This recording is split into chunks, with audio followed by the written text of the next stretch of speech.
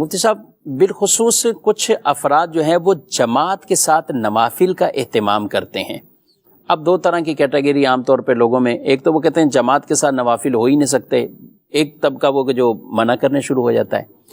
ان میں کیا آپ کہیں گے کہ جماعت کے ساتھ اگر کسی نے نفل پڑھیں تو کیا حکم ہے اس کے حوالے سے؟ بسم اللہ الرحمن الرحیم. نفل کی جو جماعت ہوتی ہے اس کے جواز میں تو کوئی شبہ نہیں ہے کہ یہ جائز ہے.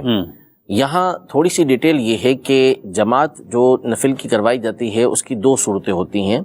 ایک ہوتی ہے تداعی کے ساتھ اور ایک ہوتی ہے بغیر تداعی کے. تداعی کا مطلب ہوتا ہے کہ بلانا ایک دوسرے کو، یعنی بلا کر اعلان کر کے لوگوں کو جمع کرنا اور پھر نفل کی جماعت کروانا. اور بغیر تداعی کے یعنی اس طرح بغیر بلائے لوگ اتفاقاً جمع ہوئے اور نماز جو ہے وہ نفل کی ہو گئی.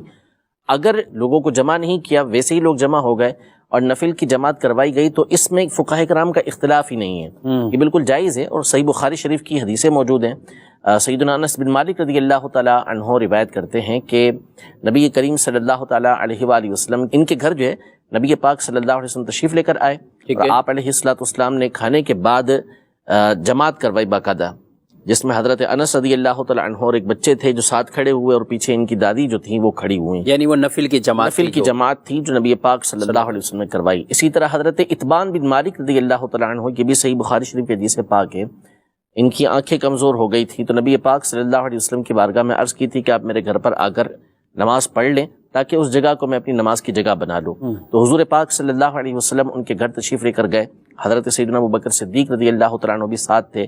چاش کا وقت تھا. نبی پاک صلی اللہ علیہ وسلم نے ان سے پوچھا کہ آپ کہاں چاہتے ہیں کہ میں نماز پڑھ لوں؟ تو انہوں نے ایک جگہ پر اشارہ کیا کہ اب اس جگہ نماز پڑھ لیں. تو نبی پاک صلی اللہ علیہ وسلم نفل پڑھے. پیچھے حضرت اتبان بن مالک اور حضرت ابوبکر صدیق رضی اللہ تعالیٰ عنہ موجود تھے. یہ بھی نفل کی جماعت تھی. تو یہ تو خود نبی پاک صلی اللہ علیہ وسلم سے ثابت ہے، اس میں کوئی حرج نہیں ہے. جہاں تک رہا بلا کر کرنا، تو اس کے بارے میں بھی فقہاء کرام نے بعض نے تو یہ لکھا، جیسے علامہ شامی رحمۃ اللہ تعالیٰ علیہ، علامہ نور اللہ بصیر پوری رحمۃ اللہ تعالیٰ علیہ اور دیگر بزرگوں نے، کہ اگر کبھی کبھار ہو تو اس میں کوئی حرج نہیں ہوتا جیسے ہمارے یہاں پر ہوتا ہے. اور دیگر فقہاء کرام نے لکھا کہ تداعی کے ساتھ بھی یہ کراہت تنزیہی کے ساتھ جائز ہے. یعنی اگر کہیں تو زیادہ سے زیادہ خلاف اولا ہے، کیونکہ یہ طریقہ کار چلتا ہوا نہیں آیا اس لیے اس کو خلاف اولا قرار دیا. لیکن اسلاف نے اس پر واضح طور پہ لکھا کہ یہ کوئی ایسی چیز نہیں ہے کہ جس کی وجہ سے لوگوں کو نماز سے روکا جائے، بلکہ لوگ ویسے ہی نماز سے دور ہیں، نفل پڑھتے نہیں ہیں، تو ان کو ترغیب دلائی گئی ہے کہ وہ نماز کی طرف آئیں، نہ یہ کہ ان کو نماز سے روکا جائے. اور اس کی بہت ساری مثالیں جو ہیں وہ فقہاء کرام نے پیش کی ہیں کہ اپنی اصل کے اعتبار سے یہ چیز ممنوع تھی، لیکن حالات کے پیش نظر اور لوگوں کی نماز کی طرف رغبت کم سے کم ہونے کی وجہ سے فقہاء کرام نے اس کی اجازت دی ہے. جیسے مثال کے طور پر سیدی عبدالغنی نابلسی رحمۃ اللہ تعالیٰ علیہ جو پرانے بزرگ گزرے ہیں، وہ الحدیقۃ الندیہ کے اندر ارشاد فرماتے ہیں کہ جنازے کے آگے جو ذکر کرنا ہے، یہ بعض فقہاء کرام نے اس کو مکروہ لکھا کہ جنازے کے اندر خاموش رہا جائے گا، نہیں پڑھا جائے گا، اپنی قبر و آخرت کو یاد کریں گے، غور و فکر کریں گے. لیکن پھر اس کے بعد فقہاء کرام نے جب دیکھا کہ لوگ گفتگو کے اندر مشغول ہیں، باتیں کر رہے ہیں، آخرت کی فکر کے بارے میں غور و فکر اس میں کر نہیں رہے، تو انہوں نے اجازت دی کہ لوگ ذکر کریں. پھر اس کے بعد بلند آواز سے اس میں ذکر کرنے کی اجازت دی گئی تاکہ لوگ نیکی کی طرف آئیں، اسی طرف نہ جائیں. اب آپ دیکھیں کہ جو بڑی راتیں ہوتی ہیں، شب قدر ہے یا شب براءت ہے یا شب معراج ہے یا اس کے علاوہ اور جو اس طرح کے ایونٹس ہوتے ہیں، اس میں لوگوں کو جو رغبت ہوتی ہے وہ اسی طرح ہوتی ہے کہ وہ جماعت کے ساتھ آ کے صلاۃ التسبیح یا نفل کی جماعت میں شامل ہو جاتے ہیں. ورنہ اگر ان کو کہا جائے کہ آپ تنہا صلاۃ التسبیح پڑھیں تو ان میں سے 90-95% نہیں پڑھیں گے. اس کی وجہ یہ ہے کہ ایک تو ان کو پڑھنے کا طریقہ بھی نہیں آتا، اور آتا بھی ہو تو بہرحال شیطان جو ہے وہ اکیلے میں پڑھنے نہیں دیتا. لیکن یہ جمع ہو جاتے ہیں، جمع ہو کے پڑھتے ہیں، تو اس میں کوئی حرج نہیں ہے. اور مثالیں فقہاء کرام نے اس کی پیش کی ہیں، تو اس لیے اس کے جواز کے بارے میں کوئی شبہ نہیں ہے.